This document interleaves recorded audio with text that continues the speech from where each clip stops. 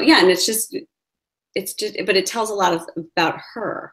I think it's just most important that you get a good idea of who the characters are. It doesn't have to be a crazy amount of detail or give too much of a storyline. It's just basically setting up the character, but it does sell a book. I mean, especially something for adventure or something like that. You want to go, like, have fun with perspectives, sense of place, and yes, yeah, and action. You have to incorporate action. It means like really good gesture and movement of character. But then for something that is a coming of age type chapter book or middle grade book, that's a little bit quieter.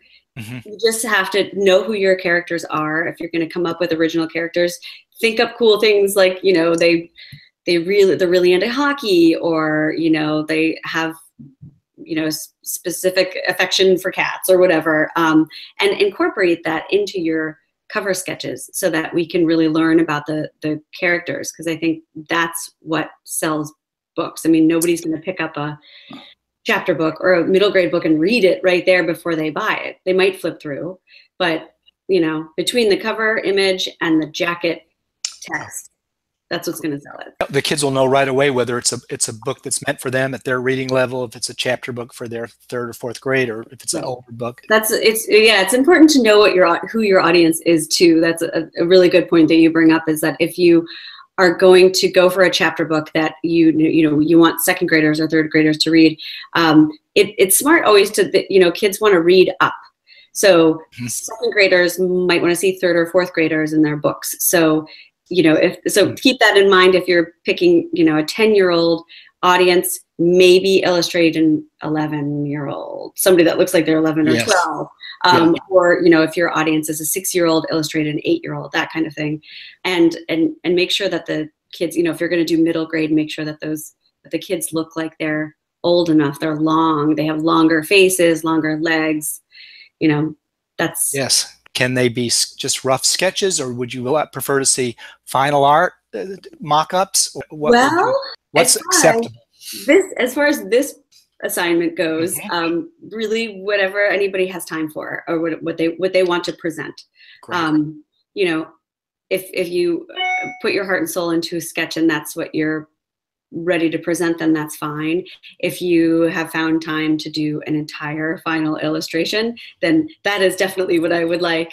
As far as submissions, as far as being an agent goes, I would prefer to see final artwork, because there's a huge difference often between sketches and final artwork. So, especially if somebody's working digitally, sometimes digital final artwork gets really tight and stiff. And not just to single out digital artwork, but in that way, but it seems like that can be a trend and something that people are up against sometimes. Where sketches are full of motion and and movement and action that gets a little bit tight if it gets highly rendered in the final version. So it might even be worth it. I mean, if somebody has enough time to show me both the sketch and the final. Not to be intimidated if you only have time to do sketches, then I'd be happy to critique on the sketch and, just use what I have as far as that goes, and say, don't tighten this up when you bring it to final, or the concept or the composition is really well thought out or something like that. So I can absolutely work from sketches. If you're going to do chapter books, they're highly, character centered. They're all about, like very specific characters that have something special, like Heidi Heckelbeck is a witch, like an 8-year-old witch or however. So come up with something like that and make sure that that is a part of the cover. You want to be able to look at it and say, this child is approximately X age and their interests are X, Y, and Z. I'm interested to learn more about them. Or, if it's a Christmas story, then have that be a part of it. Have that character with all of their personality and characteristics in there, but then also make sure that you have a Christmas tree in the background or whatever. As far as older middle grade work, if you're going to take on something that is adventure or fantasy or something like that, I would come up with a little story on the, or use something like, The Lord of the Rings or The Hobbit or something, and and find a way to illustrate just a little snippet of the story. Because I think what you see more in those, with those covers, when you see those on the bookshelves, you're pulled in because you're in the middle of something that is really exciting. You know, sometimes they have like just a character on the front who looks, you know, kind of superhero-y or something like that, or, you know, they have some kind of a, you know, like a, yeah, superhero skill or something like that, and it's just a character, sure. Yeah. But a lot of them are like mid-action sequence. Right.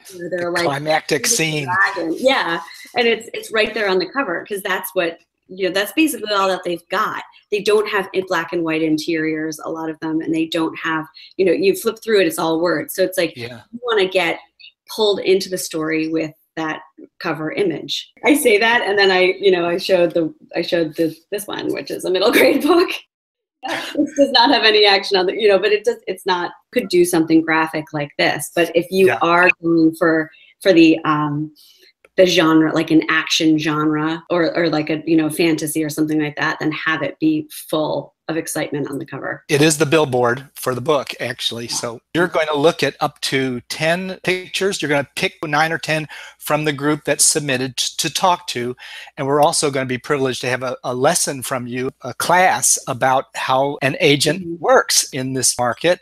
And it'll be particularly interesting to our group because you work with illustrators and work with author illustrators. March 22nd, that's when we're having our class with Christy. So you have to get right on this assignment, but you can see how it leads to possible projects. So yeah, absolutely. It definitely could lead to an agent, that's for sure. Oh, that's so exciting. We're thrilled and we look forward to it.